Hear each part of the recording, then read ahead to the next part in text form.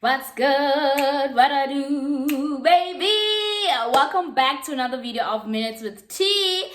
Yo, Buffett, I know I haven't been giving you the nice things, the nice time and content, but I had to take just a breather nyana from YouTube. But your girl is back, and I'm back with a sit down. I'm back with a daily dose of motivation. I hope everybody is good, and if you are a new subscriber, welcome to the T fam, and if you are a returning subscriber, welcome back, baby. And today I will be talking about setting actually 5 ways to set healthy boundaries, be it boundaries, friendship boundaries, relationship boundaries, or boundaries with your family members. Anybody, can fit in. But anyway, guys, let us get to the video.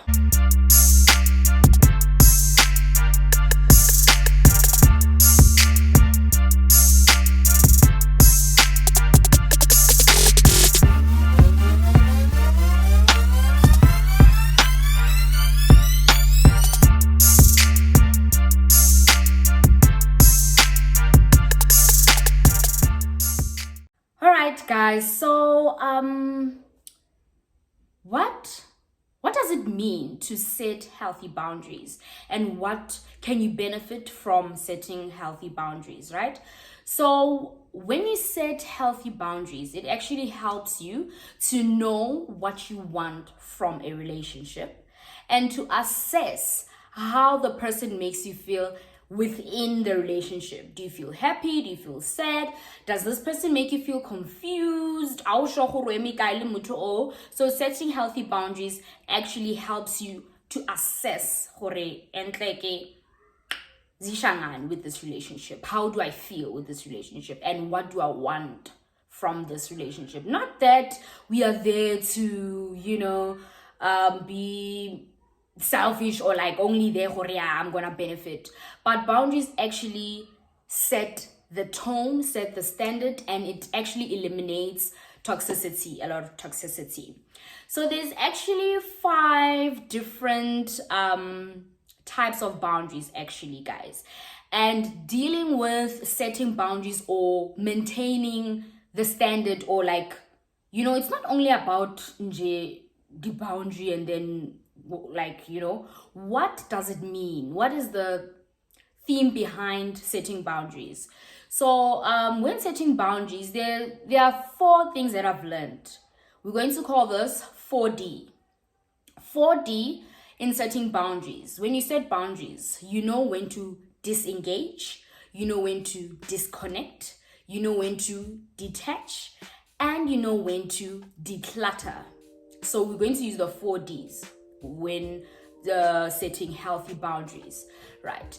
Then there are types of boundaries. We have 5 different types of boundaries. The first one is emotional boundaries, right?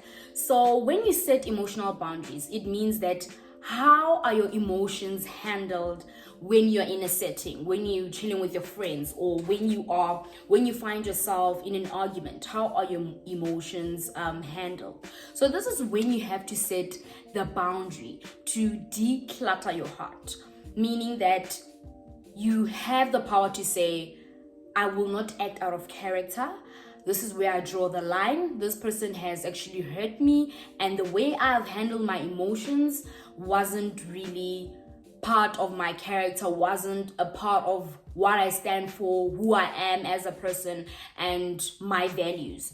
So setting emotional boundaries helps you to declutter your heart. Cleanse up how you get deep inside, telescope, binocular, and say, I don't like how I handled the situation, and I don't like how my emotions are handled when I'm around this person. So you have to set emotional boundaries, meaning that you have to declutter your heart and just refuse to get involved in all of that.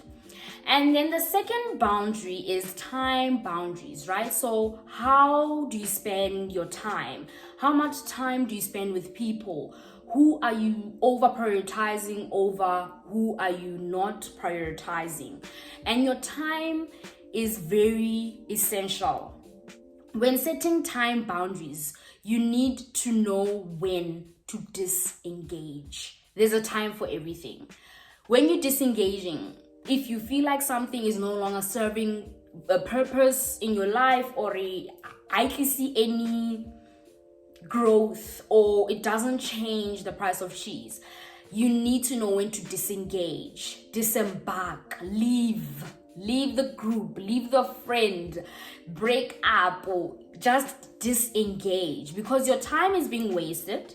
Your emotions are also challenged. When you're unhappy, your emotions are challenged, and when your emotions are challenged, you don't respond effectively, you disrespect people, and you need to check in with yourself. Hence I said, Kenya the binocular in your heart, and know when to disengage, know when your time is wasted, and go where you are loved. And you need to differentiate between love and pain. Do not mix the two. So if you feel that the love is less, the pain is more, disengage, because your time is being wasted. That's how you set time boundaries. Am I doing so much of this? Am I doing less of that? And also, we are now going to the third, we are now going to the third boundary, which is the intellectual boundary, right? So this goes with your thoughts, your opinions, and how you handle certain conversations. So if certain conversations cause a trigger or affect you, and your thoughts are actually like, oh, what's happening here? You know, you don't know how to handle this. It's when you don't feel safe to have this conversation, or a certain conversation sparks a trigger, and that's when your thoughts go in defense mode. Your thoughts go in you angry, you angala. It's okay, you can feel all the emotions, but once the emotions get out of hand and you cannot control you can control your thoughts, because you can say that I'm unhappy with this. You leave the conversation, you leave everything, you leave the situation. This is when you have to detach or deattach yourself from certain conversations that do not fulfill your life, that do not pour into your cup, that rather take away from you than you receiving. You're not receiving anything. These conversations are taking a lot from you. So you need to learn how to detach or deattach. It's wanted, whatever goes, but I hope you get the gist. And another thing we need to learn is physical boundaries. When we speak of physical boundaries, we're speaking of your space. And when we speak of your space, we're also speaking about your peace. Are you in a safe space with certain people?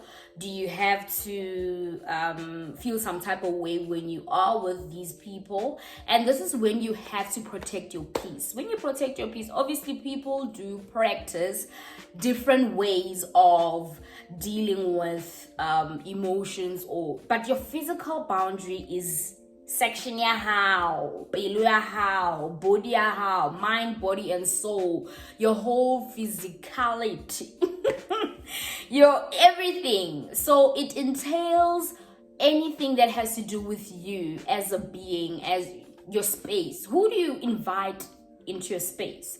Who do you do things with? Who do you share things with? Are you an oversharer? You understand? So certain things need to have a limit.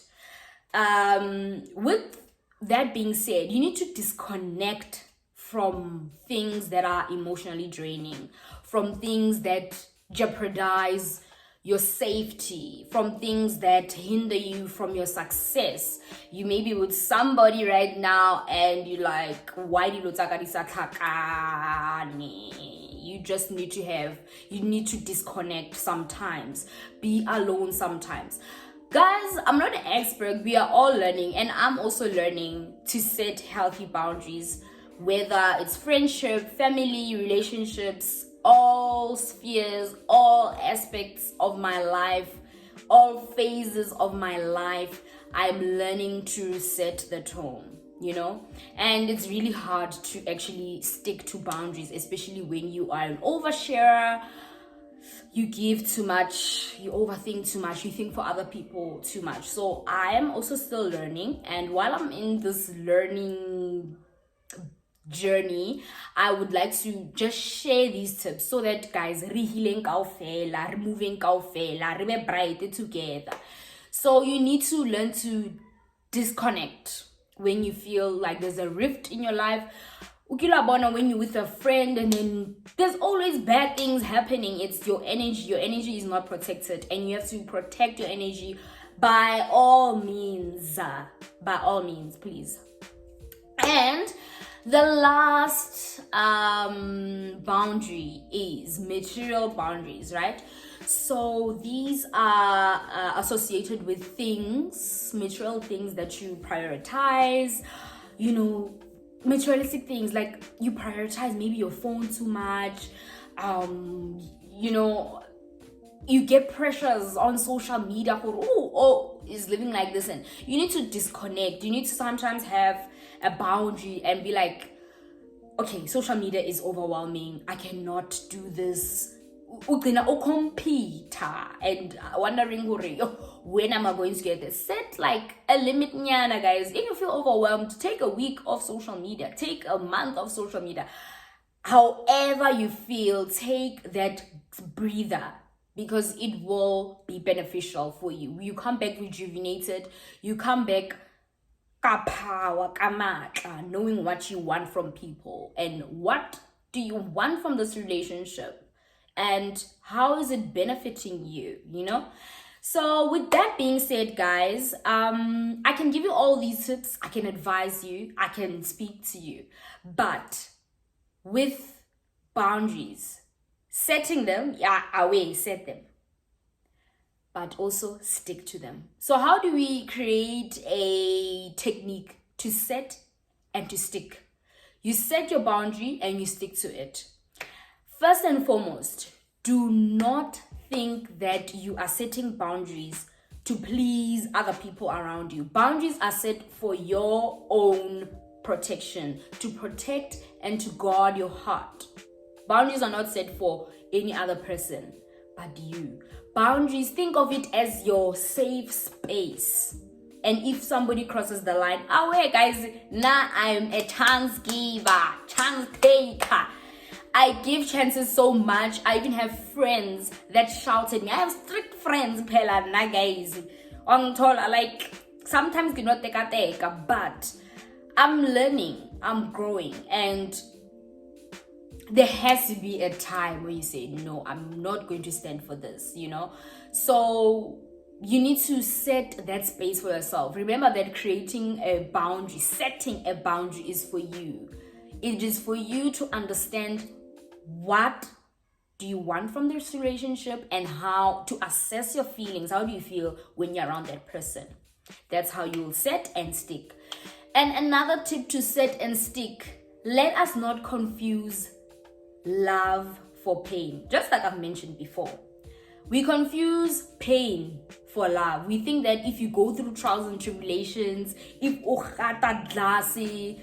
you know, going through the fire with your friendship, with your partner, you think that is love. You are confusing pain with love. You don't have to go through pain in order to see that the person loves you. Why can't it be graceful? Why can't it be quiet? Why can't it be calm? Why does it always have to be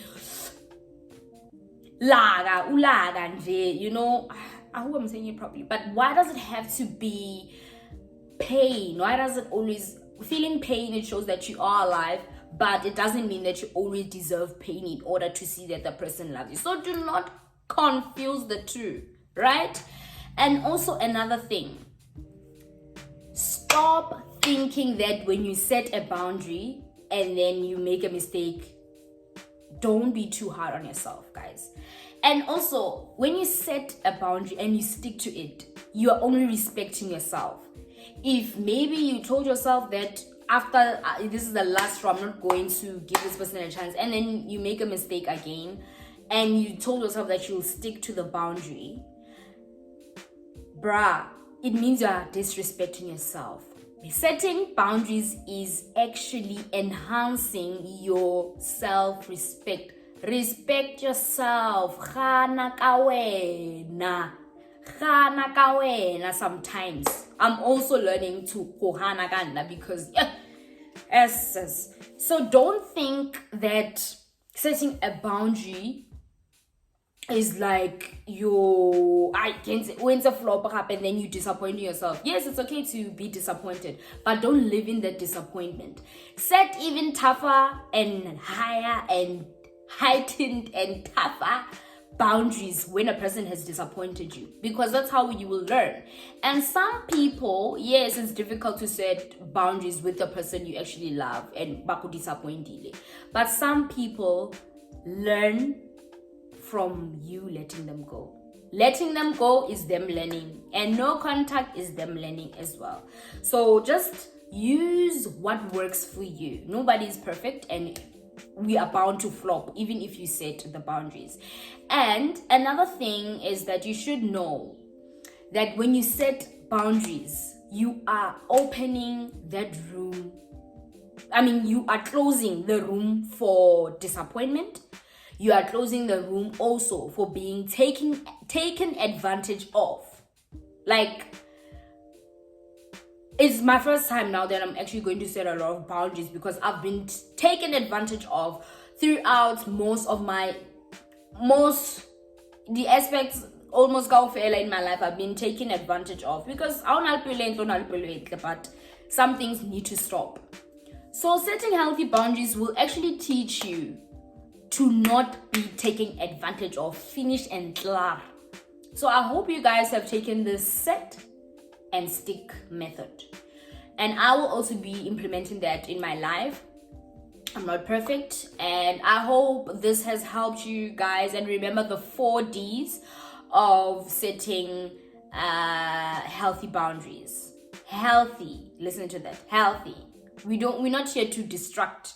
We are not here to spread toxicity, because if you do not set boundaries, you are allowing toxicity, and when you allow toxicity, you attract it. When you attract it, you spread it. You are not over toxic because you are surrounded by toxic people. But anyway, I hope you guys have enjoyed this video, and yes, we are on the road to 300 subscribers.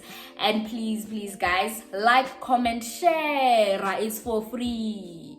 I hope you guys have enjoyed the video and have a great week. Happy new week, happy Sunday, and see you soon.